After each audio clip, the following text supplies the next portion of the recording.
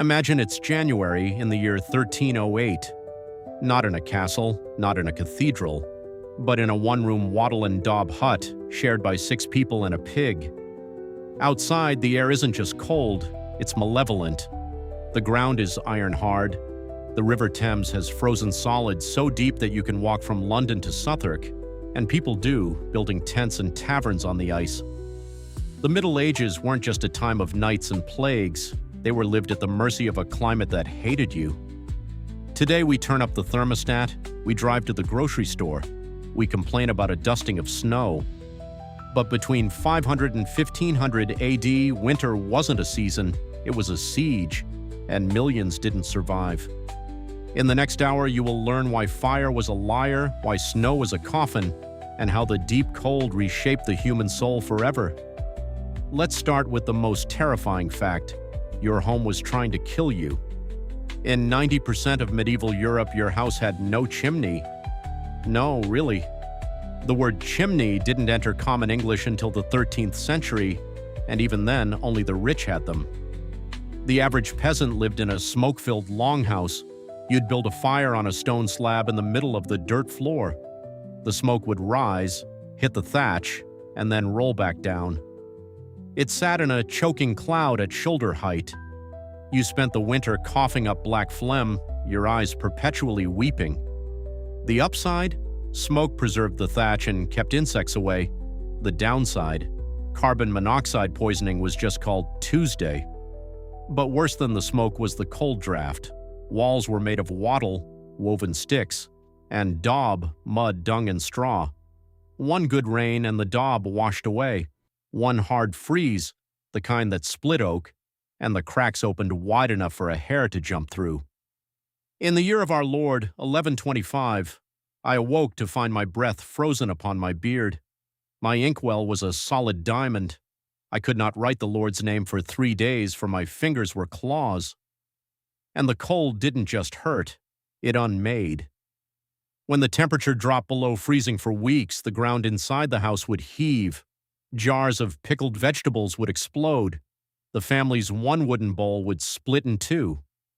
That's not inconvenience, that's death, because that bowl was your only way to eat the soup that was your only source of warmth from the inside. You think cold kills? No, hunger kills. And medieval winter was a 4-month fast you didn't choose. By November, you had slaughtered most of your livestock because you couldn't afford to feed them through the winter. You salted the meat. But salt was expensive, so most peasants ate salted fish, stockfish, that was dried to the consistency of shoe leather.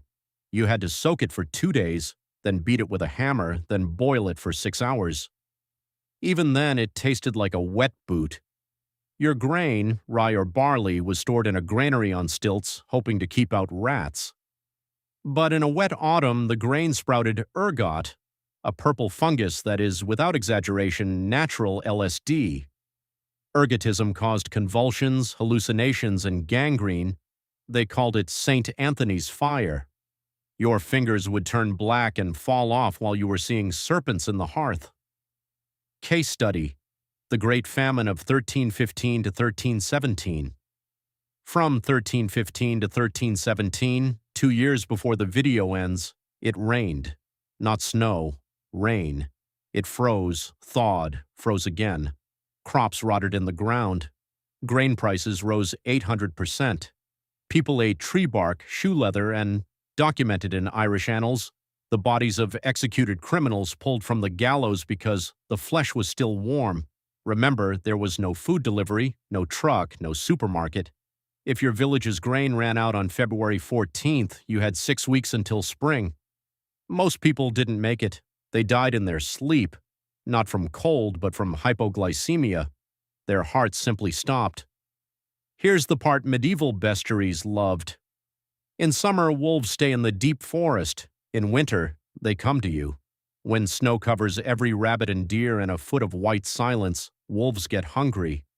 And a starving wolf pack loses its fear of fire, of torches, of people. European archives are full of entries like, at Christmas 1243, a great wolf came into the village of Altenburg and took a child from the very hearth.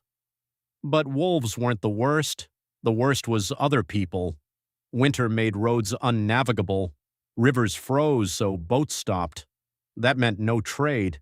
And a village that can't trade is a village that can't get salt, iron, or flint. Enter the bandits. Men who failed at farming. Men whose families starved.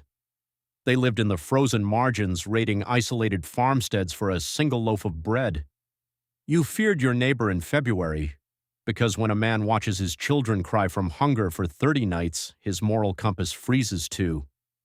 There are court records from 14th century England of winter cannibalism, not large scale, but there. A traveler vanishes.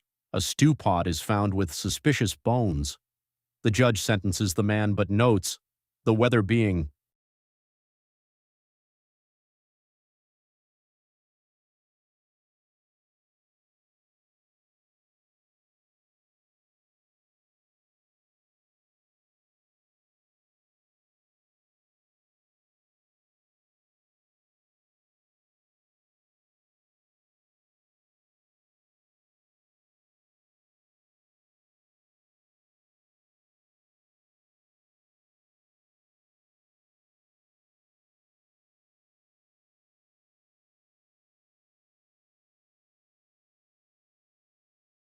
And then there were the winter witches. During the Little Ice Age, which began around 1300, witch trials spiked dramatically in winter months. Because if a blizzard buried your sheep, you needed someone to blame. Old women, especially those who lived alone, who didn't freeze to death by right, were accused of summoning the cold. They were stripped and thrown into icy rivers. If they floated, the water being too cold to gas properly, they were guilty. If they sank and drowned, innocent. Either way, the river won, and yet, they did survive. Enough of them, anyway. Let's look at how, because it's genius in its desperation. First, clothes, not wool. Linen? No. You wore wool against the skin. It itches. It stinks when wet. But it doesn't freeze solid like linen. Over that, you wore leather, greased with animal fat to repel water. Over that, for the truly wealthy, fur, but not pretty fur, weasel fur, cat fur, dog fur, any fur. Second, the great bed. The entire family, parents, children, servants, the pig, if it was small enough, slept on a wooden frame filled with straw. On top, every textile you owned. And under the straw, hot stones from the fire, wrapped in rags. They would cool by midnight, but by then, body heat from 6 humans and 1 pig would keep the bed above freezing. Third, alcohol, not for fun, for calories. Ale in winter was small beer, very low alcohol, but made from roasted barley. A peasant drank 2 gallons a day. It provided carbohydrates and, crucially, fluid, without having to melt snow, which wastes fuel. But the darkest survival trick? Senocide. In exceptionally harsh winters, like 1438 in Scandinavia, there are parish death records that show a sudden cluster of elderly deaths in December, not from disease. The pattern suggests that elderly family members walked into the snow, voluntarily, to leave more food for the grandchildren. It wasn't murder. It was seen as a duty. The medieval winter didn't just kill the weak, it demanded sacrifice. Today, winter is a postcard, a Hallmark holiday. We've insulated our walls, vaccinated our diseases, and paved over the wolves, but the terror remains in our bones, in our stories. Why do we love The Shining?